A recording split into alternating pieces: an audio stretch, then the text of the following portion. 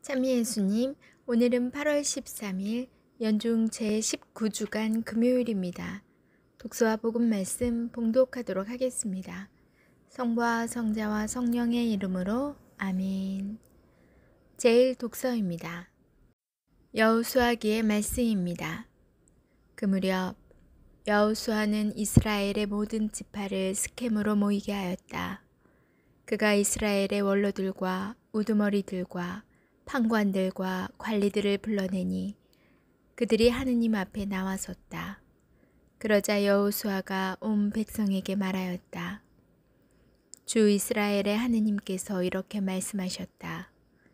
옛날에 아브라함의 아버지며 나우르의 아버지인 테라를 비롯한 너희 조상들은 강 건너편에 살면서 다른 신들을 섬겼다. 그런데 나는 너희 조상 아브라함을 강 건너편으로 데려다가 온 가나안 땅을 돌아다니게 하고 그의 후손들을 번성하게 하였다. 내가 그에게 이스하악을 주고 이스하악에게는 야곱과 에사우를 주었다. 그리고 에사우에게는 세이르 산을 주어 차지하게 하였다. 야곱과 그의 아들들은 이집트로 내려갔지만 나는 모세와 아론을 보내어 이집트 가운데에서 그 모든 일을 하여 그곳을 친 다음 너희를 이끌어내었다. 내가 너희 조상들을 이렇게 이집트 땅에서 이끌어내었다. 그 뒤에 너희는 바다에 이르렀다. 그런데 이집트인들이 병거와 기병을 거느리고 갈대 바다까지 너희 조상들의 뒤를 쫓아왔다. 그래서 너희 조상들이 주님에게 부르짖자 주님이 너희와 이집트인 사이에 암흑을 갖다 놓고 바닷물을 끌어들여 그들을 덮쳐버렸다. 이렇게 내가 이집트에서 한 일을 너희는 두 눈으로 보았다. 너희가 광야에서 오랫동안 머무른 뒤에 나는 너희를 요르단 건너편에 사는 아모리인들의 땅으로 데려갔다. 그때 그들이 너희에게 맞서 싸웠으나 내가 그들을 너희 손에 넘겨주어 너희가 그들의 땅을 차지하게 되었다. 내가 그들을 너희 앞에서 패망시킨 것이다. 그 뒤에 모압 임금 지포리의 아들 발락이 나서서 이스라엘에게 맞서 싸웠다. 그는 너희를 저주하려고 사람을 보내어 부오르의 아들 발라함을 불러왔다. 그러나 나는 발라함의 말을 들어주지 않았다. 그래서 그는 오히려 너희에게 축복해 주었다. 나는 이렇게 너희를 발락의 손에서 구해 주었다. 너희가 요르단을 건너서 예리코에 이르렀을 때에는 예리코의 지주들 곧 아모리족, 프리즈족, 가나안족, 히타이트족, 기르가스족, 히위족, 여부스족이 너희에게 맞서 싸웠다. 나는 그들도 너희 손에 넘겨주었다. 나는 또 너희보다 앞서 말벌을 보내어 아모리족의 두 임금을 너희 앞에 몰아내었다.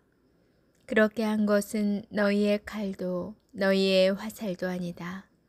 그러고 나서 나는 너희에게 너희가 일구지 않은 땅과 너희가 세우지 않은 성읍들을 주었다. 그래서 너희가 그 안에서 살고 또 직접 가꾸지도 않은 포도밭과 올리브 나무에서 열매를 따먹게 되었다. 주님의 말씀입니다.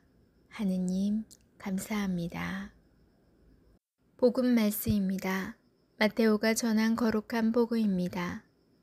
그때 바리사이들이 다가와 예수님을 시험하려고 무엇이든지 이유만 있으면 남편이 아내를 버려도 됩니까?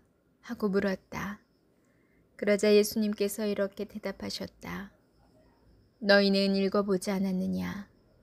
창조주께서 처음부터 그들을 남자와 여자로 만드시고 나서 그러므로 남자는 아버지와 어머니를 떠나 아내와 결합하여 둘이 한 몸이 될 것이다 하고 이르셨다.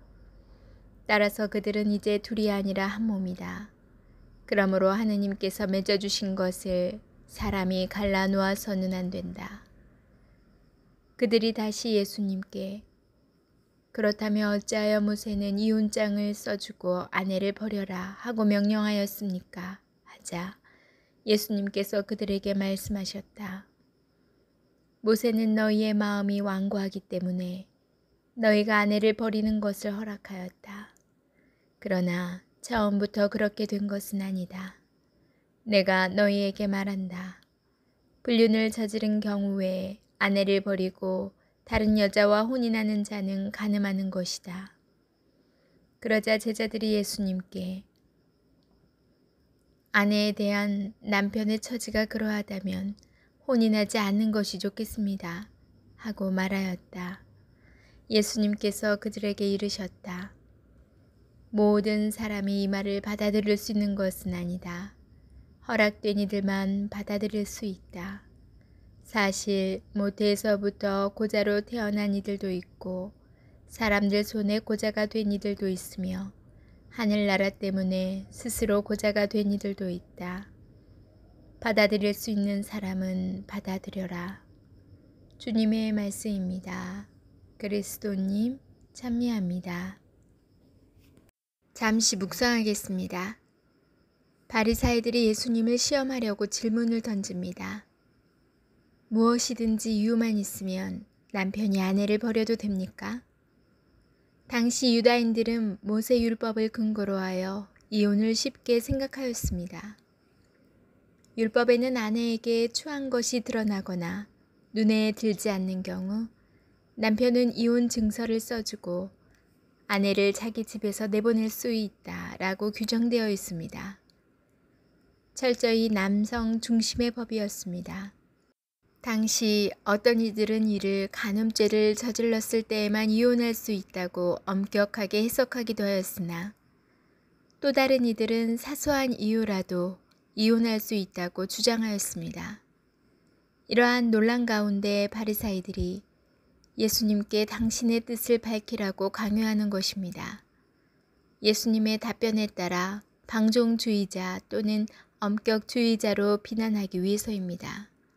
그런데 예수님께서는 바리사이들의 의도를 아시고 더욱 근본적인 혼인 문제에 대하여 말씀하십니다. 창조주 하나님께서 사람을 남자와 여자로 창조하시고 남자는 부모를 떠나 아내와 결합하여 둘이 한 몸이 되게 하셨습니다. 창조주 하나님께서는 사람을 삼위일체 하느님의 모습으로 곧 사랑의 구조로 만드셨습니다. 사랑의 구조란 주는 이는 받는 일을 필요로 한다는 것입니다. 남자와 여자는 서로를 필요로 합니다. 하느님의 사랑으로 만들어졌기에 사랑을 주고자 할 때 받는 이가 있어야 하기 때문입니다.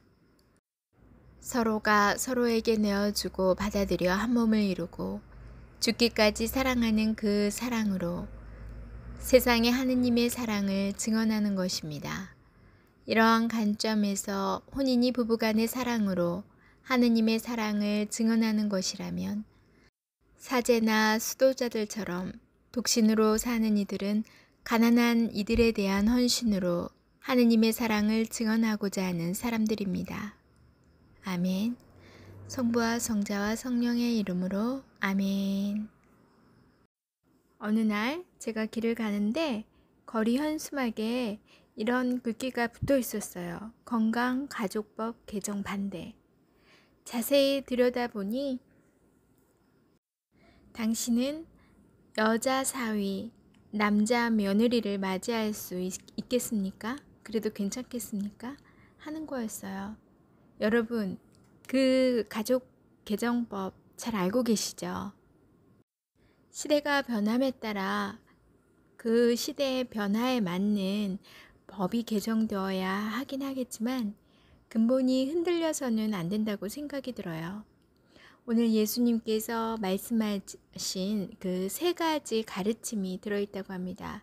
첫째는 혼인은 남자와 여자의 결합이다. 즉, 동성의 결합은 혼인으로 인정할 수 없다는 것입니다. 두 번째는 혼인은 한 남자와 한 여자의 결합이다. 중혼은 인정할 수 없다는 것입니다. 세 번째, 혼인은 한 남자와 한 여자를 하느님께서 부부로 맺어주신 일이다. 사람은 하느님께서 하신 일을 거스를 수 없습니다. 즉 하느님께서 맺어주신 것을 사람이 풀 수 없다는 것입니다. 아무리 시대가 바뀐다 하더라도 가장 기본인 인간의 근간이 되는 건 흔들리지 않았으면 좋겠습니다. 오늘도 좋은 밤 되시고요. 저는 내일 다시 만날게요.